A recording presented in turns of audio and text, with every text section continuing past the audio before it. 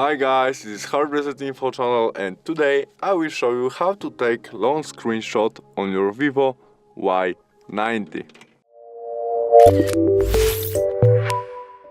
In the first step to do it, we must open application which support it. It can be in setting, and now we press volume down and power case together as to make normal screenshot. And after that we click long screenshot.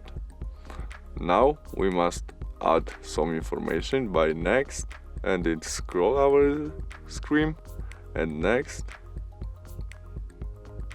and after that we click save, and now we have a long screenshot with lots of more information than normal one. That's all.